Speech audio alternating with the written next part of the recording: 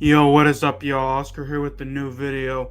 And this is going to be discussing William Jackson III getting traded, along with a mini post-game analysis of my takeaways of the Colts Commanders game this past Sunday.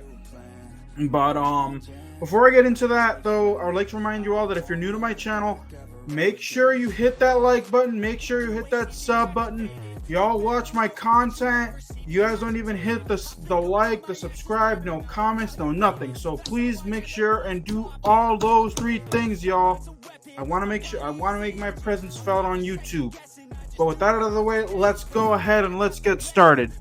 So earlier today, I saw that, and I didn't report anything early in the morning because I wanted to wait. I really wanted to wait and to make sure everything was official. Then I could have come out here and talked about it. But William Jackson III, if they weren't going to find a trade partner, was going to get cut. Now, he ended up getting traded to the Pittsburgh Steelers for what I think is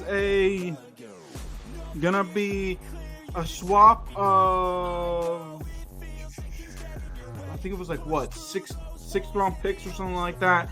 A sixth and then a swap of seventh or something like that. It was just a whatever trade package. Whatever. I honestly don't care about the trade package. All I care about is that William Jackson III, he's out, he's gone, he's out of here. See you later. Make sure that door doesn't hit you on your way out. You were garbage when you were here in Washington anyway. For you to be coming out and saying that you have a back injury, or for Ron Rivera to say that he has a back injury, or for him to say he had a back injury, he just wanted it out. And this is what I don't like about football players nowadays.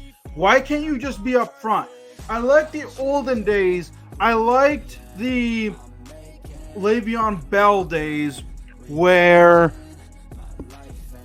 Le'Veon Bell, because they didn't give him a contract extension, because they didn't treat him right, he just said, I'm sitting out. I'm not coming back. Trent Williams was the same way. Trent Williams, I don't want to be a part of this Washington organization. There's nothing wrong with me. I'm sitting out. What is all this? Oh, my back hurts. I can't play. What is that, man? You can play. Watch. You're going to play this Sunday. So you could have just said, I'm sitting out until y'all trade me. That's all to it. Ron Rivera, why did you take so long to trade him out? You knew he was garbage after week 5, after he got burned by Noah Brown, by CeeDee Lamb, that he was outright garbage? You knew that he was garbage when he kept on getting burned by no-name wide receivers from Tennessee? Come on now. But no, you wait until week 8. So, I'm happy he's gone. It sucked that it didn't work out here in Washington because he was gonna be the Ronald Darby replacement, because supposedly he was better than Ronald Darby, which he's not. So we'll see how it goes. Let's see if Watson had success in Pittsburgh, and because he didn't fit in the scheme, that's what they're saying, is that because he didn't fit in the scheme, which is true, but still, what gets me is the whole entire back injury. So whatever. I'm not even addressing that anymore. At least we got some, even though it's for a bag of chips, we got something back for him. So whatever, I don't care. On to point number 2. Y'all stop. Commanders fans, don't fall for the Taylor Heinicke hype. Don't do it, y'all. I'm already saying, oh my goodness, Taylor Heinicke, he's amazing. He's gonna let this Commander fan base down. This past Friday, I went out and I batted for Taylor Heinicke. I told Aaron this on the Golden Truth. You all can go check that out. But I said this. I said that Taylor Heinicke beats Aaron Rodgers, and Taylor Heinicke was, and Aaron said, no, Aaron Rodgers beat Aaron Rodgers. I was like, well, really? Aaron Rodgers threw to Terry McLaurin? Okay, cool. Terry McLaurin is carrying this team, y'all. It's not Taylor Heinicke. Yes, Taylor Heinicke is providing the scrambling and the elusiveness that Carson Wentz, doesn't have. But guess what? It is Terry McLaurin that did the rest. Terry McLaurin, if it was, I don't know, one of the no-name wide receivers that the Commanders had before Terry McLaurin got here, I guarantee you Washington would have been 2-6 again. This coaching staff also does no favors for this offense. Scott Turner is outright terrible. Terrible. So, yes, Washington is 4-4.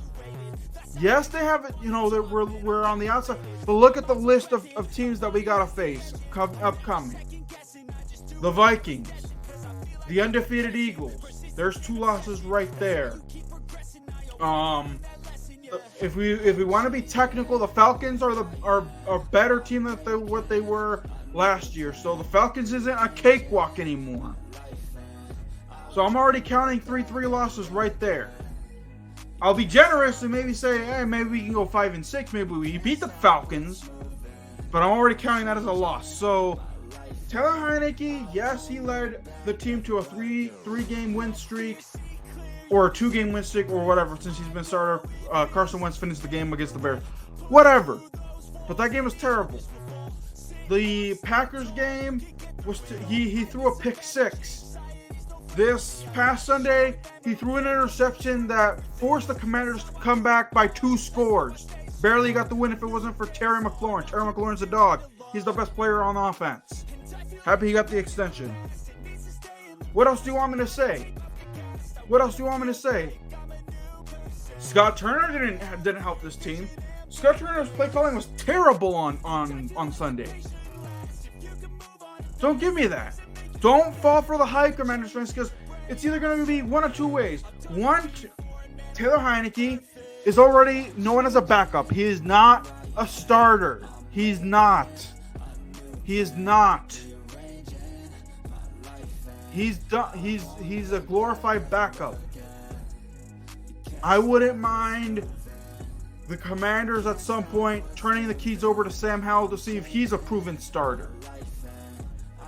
We'll have to wait and see about that. But Terry McLaurin, he's not the guy. He's gonna lose. Commanders are gonna lose these next 2 weeks, and I'm just gonna sit here and say, I told y'all so. And Taylor Heinicke is gonna have terrible back-to-back games. I said it here first, and I'm a realist. Y'all might want to call me a pessimistic. Y'all can do that. Y'all can say I'm a hater. Y'all can do that, but I speak the truth. Taylor Heinicke is not the guy. He's not going to lead this team on a miracle run.